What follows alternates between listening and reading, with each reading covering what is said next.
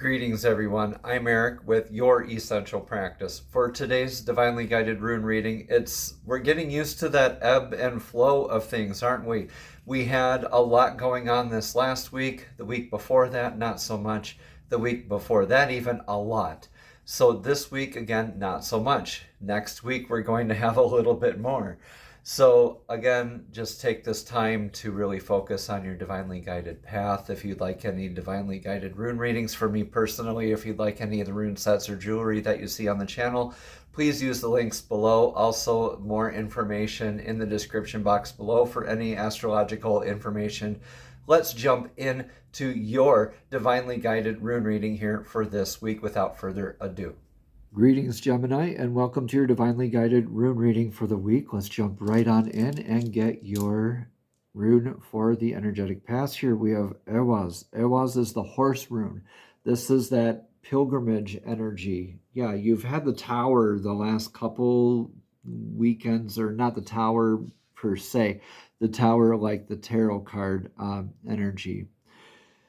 So you had this like tower card Hagalaz outcome in the last couple of weeks. So you've been kind of on this pilgrimage, this soul-searching kind of energy here, Gemini.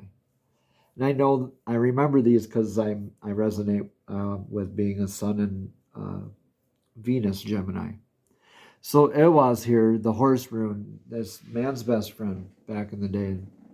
Right, so that energetic source has proven itself to you time and time again throughout your life. This is more of your relationship with yourself, or your relationship with your divine source, self blueprint, divine, whatever resonates with you, your deity.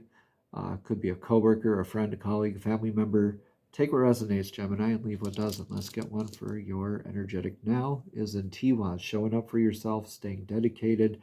Yeah, this is the God Tears rune right now. Just don't be a martyr with this kind of energy, right? But definitely showing up with that dedication, the vector of victory on your side here, right? Getting that ground, staying stable and grounded and dedicated with this pilgrimage kind of energy. You might have actually gone on a travel here to a spiritually recharging place, or maybe just done a lot of spiritually recharging work here.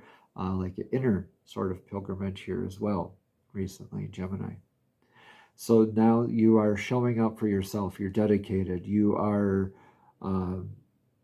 kind of more in this conviction of your innate sense of balance, in your intuitive sense as well here. So this is almost kind of like a Libra-ish kind of energy here, Gemini, where it's just kind of knowing your sense of justice and what's right, what's wrong, but sticking up for yourself and showing up for yourself and others, like what resonates with you. Like for me personally, I'm on life path number 6, so family resonates with me. I'm going to spend a lot more time showing up for my family. So that's just how that shows up in my life. In the outcome, Gemini, or not in the outcome, why do I keep saying outcome for all these readings? So in your energetic near future, Gemini, this week, we have Theorisas in your energetic near future. So this is calling you to make an action. This is building, destroying, or protecting, like Thor's hammer, Mjolnir. This is Theorisas, that thorough action, that very quick hammer strike, always hits its mark. Only the just can handle it too. So this is the energy you need to embody moving forward. You're still showing up for yourself, but I think you might be gaining some momentum here, Gemini, or maybe having to make a very decisive decision here in your near future. Let's get some more runes here for clarity. In your influence of the now energy is very much manas. Okay. So you see how this kind of turns into manas. This is probably more,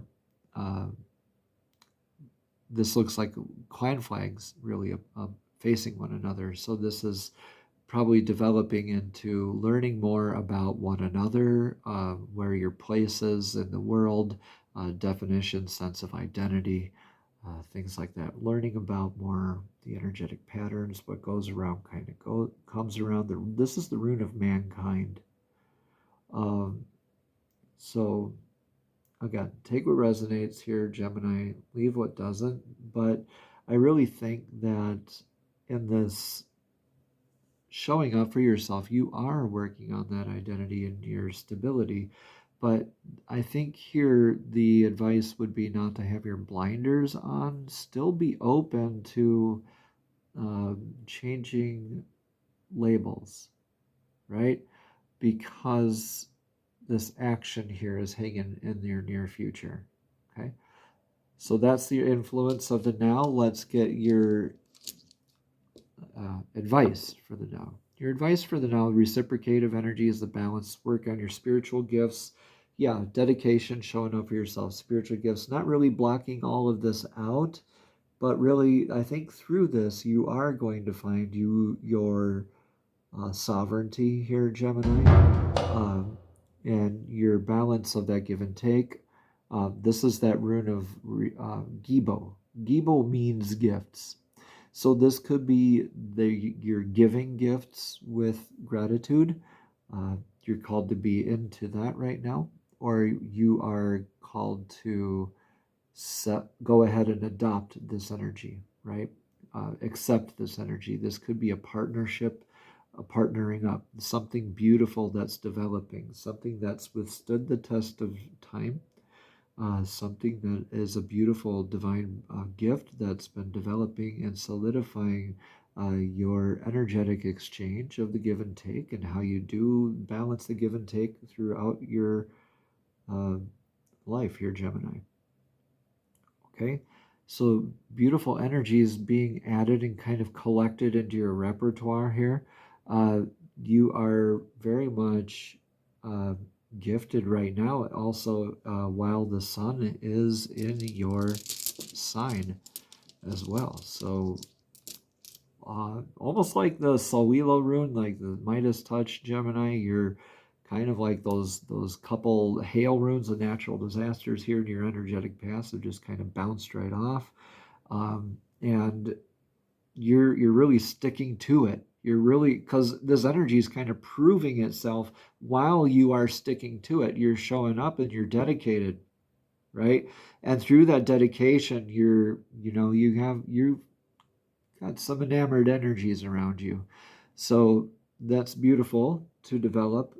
And through this energetic outcome here, you have the beautiful Yew rune, the U branch, right? So this is Aiwas. This is Ewas, this is Aiwas. They're very much pronounced very similarly and spelled very much similarly. So very easy to get them confused. If I'm getting them confused, please correct me in the comments below. But I believe I am saying them correctly. This is Ewas. Aiwas. This is Ewas.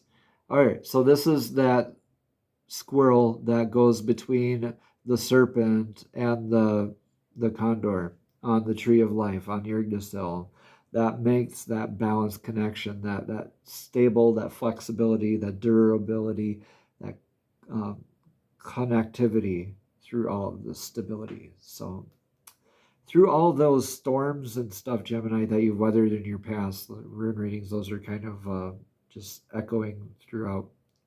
You've been letting go. A lot of things have been falling away. But now you're getting to add to. Those things had to fall away in order for you to add to. And through that, you gain more durability, more stability, more toughness, right? This is flexing, right? This is that ash tree that they would make bows out of, that would need to be super durable, but yet very flexible. When you flex too much or not enough, your branches snap, you become tough, rigid, kind of more stubborn, and ice, frozen, closed off, right? When you flex, though, you get to let the sun peek through. Sawilo, you get to smile every now and then, have that wonderful balance like the yin and yang, right? And you get to approach this action with this beautiful reciprocative energy, this from this beautiful pilgrimage. I think you're adding to Gemini.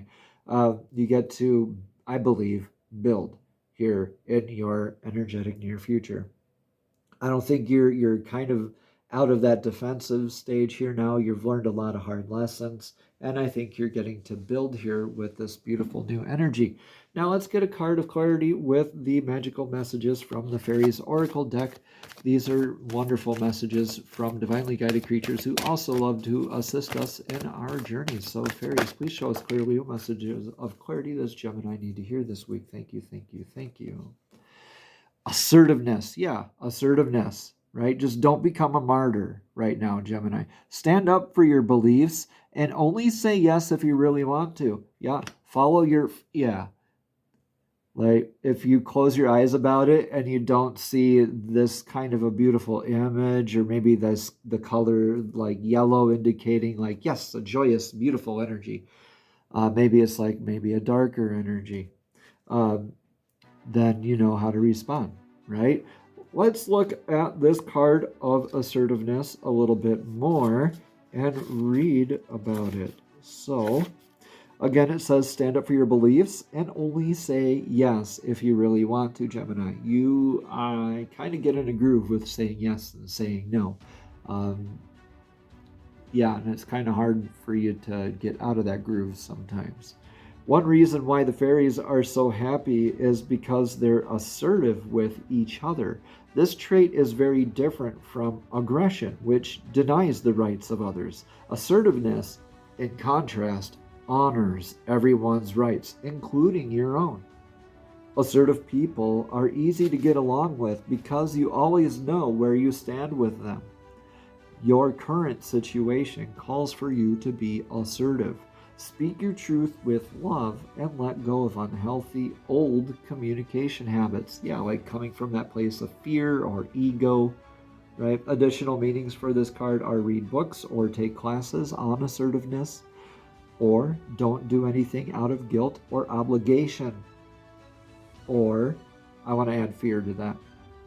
Or, be a good role model for others by practicing this trait. And the last couple here, Gemini, are to say no to whatever request it is that you're getting right now.